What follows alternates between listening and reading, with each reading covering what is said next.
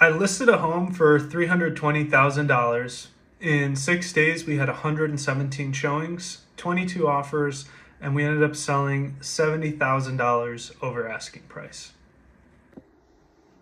Today, I'm going to break down probably the craziest listing I've ever had. I'm going to do this fully off the cuff. I have no script. So let's see how it goes. My name is Jake. I am a local real estate agent in the northwest suburbs of Chicago. Born and raised in Schaumburg, do a lot of my business out here, and I have an interesting story about a single family home that I recently listed in Des Plaines. So let's get into it. All right, so just so everybody has the full context, the property itself was 1726 East Lincoln Avenue in Des Plaines. It was a 3-bed, 2-bath. We weren't sure of the exact square footage because there was an addition, so this is previous to the addition, this 1021 square feet. If I had to guess, I would say it was probably around 17 to 1800 square feet. But let's take a look through and take a look at these photos. So, as mentioned, the home was in need of repairs even from the outside. We can see it's a brick ranch, but the roof definitely needed to be replaced. And then inside as well, you'll see some repairs are needed. It was what I like to call good bones, but could use a cosmetic update. There's a 2-car detached garage outside, very long driveway, which you'll be able to see here, and then there's a side entrance as well as a front door. Spacious and long backyard, but let's take a look inside. So inside, cosmetically, it could probably use a significant amount of updatings just to bring it to 2026 standards. Inside there was carpet, there was old trim, there's old cabinets in the kitchen, appliances showing the age of when things were probably updated. But again, that's why we priced accordingly. The layout was very nice. There was a nice family room or living room here, we can call it. Nice wet bar that has a window straight through to the kitchen. Great for entertainment. Awesome, really cool masonry work on this fireplace here. This would be your front living room, I suppose, and then the back one would be a family room. This is the first floor full bathroom that guests would likely use. This is actually the other part of the addition, which I think would be not reflected in the square footage that was shown on the listing, but there was a double closet as your primary bedroom. You've got an ensuite bathroom right here as well too that was actually quite spacious with a walk-in shower. This would be bedroom number 2 and bedroom number 3. So again, nothing to write home about, but overall, not terrible shape, definitely has a lot of potential. The one thing I don't really have much photo of is the basement. The basement essentially ran that full 1021 square foot, and then there was a crawl space where the addition was done. So you have a ton of potential extra space down here.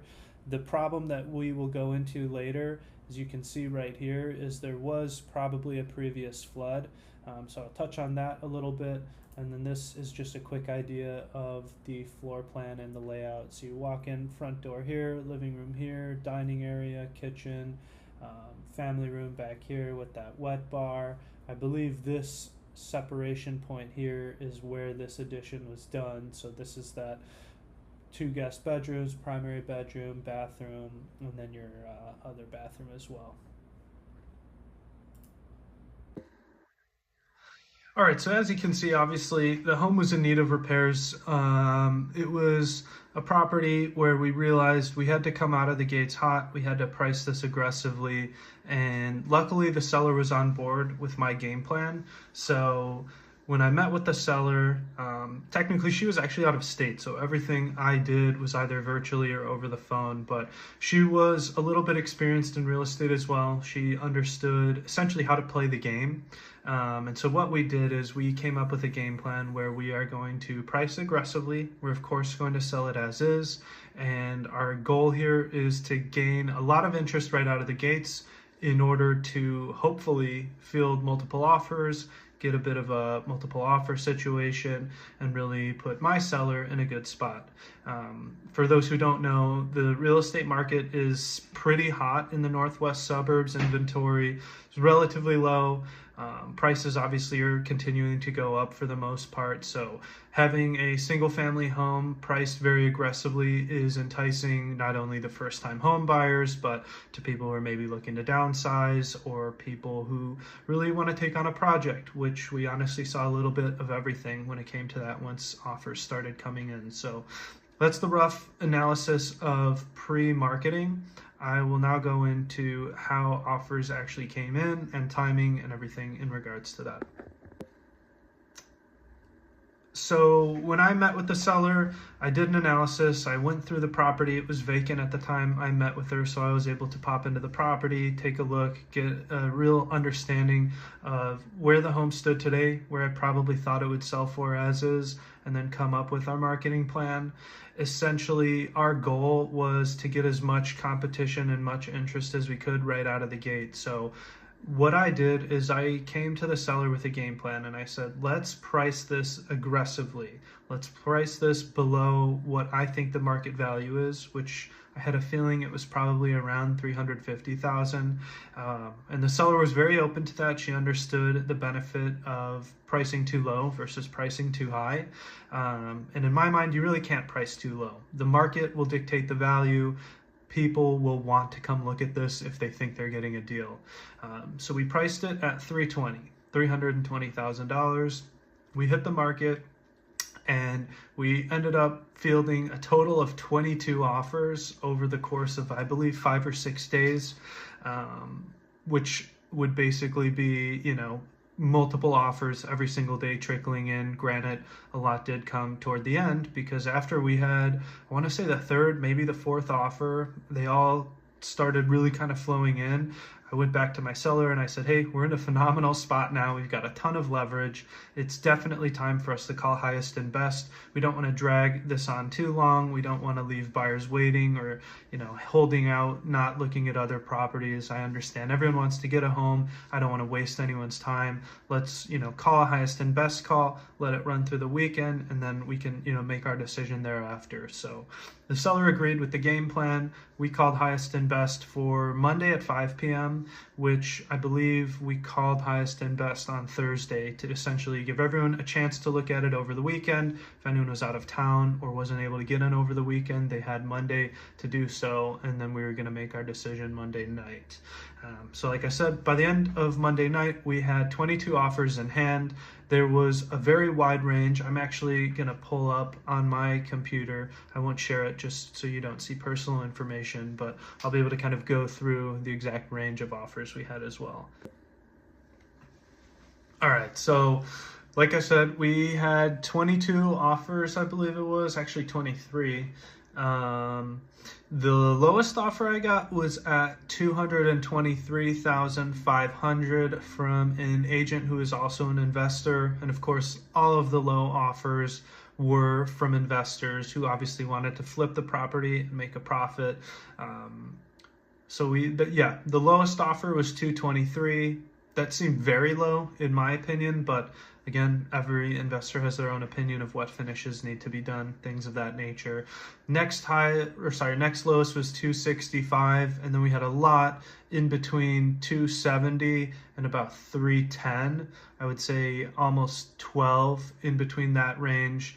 And there was a wide variety of offer types too. There were agents who were investors, there were first-time home buyers, there were all cash offers, there were conventional loans, there were people waiving inspections, there were what else do we have? We've got people, giving credits on tax proration, coming in lower than the kind of typical 105% we see in our market.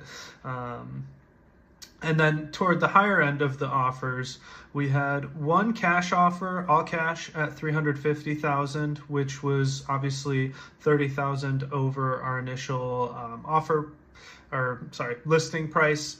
Then we had another at $350,000 that was conventional, and then we had another at $360,000 that was conventional.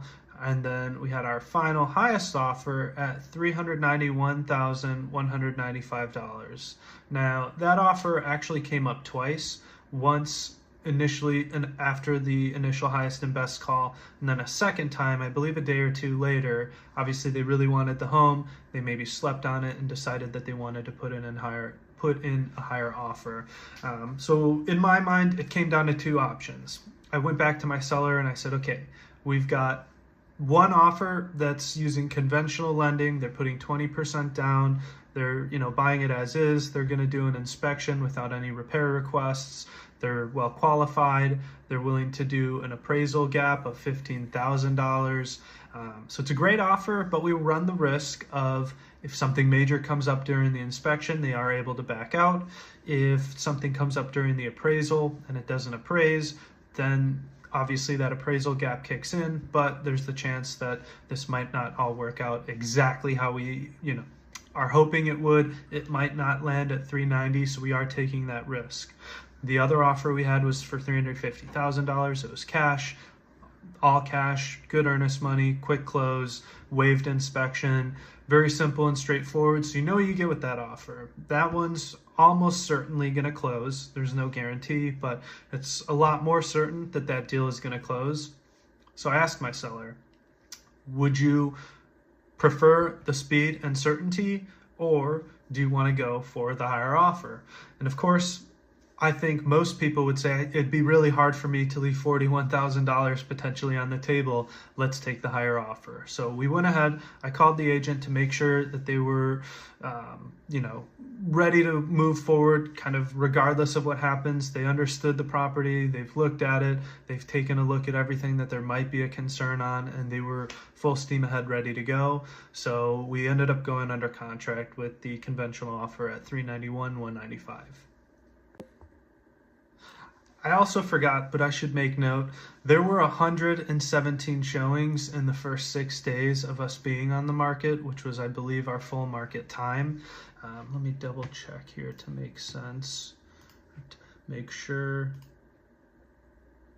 Yeah, so we were on market for a full 6 days. So we had 117 showings during that time frame. As you can imagine, it essentially felt like a block party at times, especially in that 5 to 7 p.m. window when a lot of agents wanted to come take a look. And this was one of the first times I actually had to allow overlap showings. Normally I like to have agents go one by one, but because of the amount of interest we were getting, my entire showing time schedule block was booked out. Even though it was on a lockbox, I didn't have to be present for all of the showings, but I actually had to go in and adjust the settings to allow overlap on showings because multiple agents were calling me saying, hey, I have super interested buyers. We want to get in tomorrow night or tonight, but there's no slots available. So that was a first for me, but obviously a good problem to have. And considering the home was vacant and seller was okay with it, it was a no-brainer to allow that to happen. But I thought I should make note of that too. So kind of wrapping up here, we are now under contract. We are aware of the risks of what come with a conventional loan. I've prepped my seller as best as I can to understand the full situation, know that there's a little bit of risk involved. The good news was I was able to place that cash offer buyer in the backup position. He said, if anything changes, let me know. I would love to be the backup on this. And he actually consistently followed up with me a few times as well too, to check and see if the deal was falling apart. So I put my seller in a great spot. We took the riskier, higher offer, but we did so in a way where we still had some security if that deal were to fall apart for any reason. So we went ahead, went under contract. Of course, now we're in our attorney and inspection period. The buyer's agent was great. He got the inspection scheduled, I believe, within the first day or two. Inspection went fine. Of course, they were just doing it for their own knowledge, so there's no requests that came back. Really, the only concern we had, which I spoke with the buyer's lender, was the basement area, which I don't have many photos of, but essentially there was what looked like probably a previous backup from the sump pump. And we really weren't sure how the appraiser was going to handle that, knowing it's a conventional loan. If they have concerns of flooding or mold or things of that nature, it could cause problems. It could mean that we would have to fix that prior to closing. So to make a long story short, what ended up happening was the appraiser went in. He actually did not flag any of the items we really thought he was going to flag.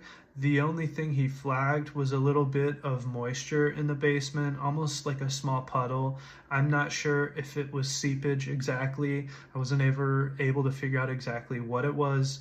But it was very interesting because some way, somehow, I don't know, so I can't exactly speak on it, but they were able to get the loan approved. The appraiser ended up saying it was okay, and a new sump pump was put in, I believe.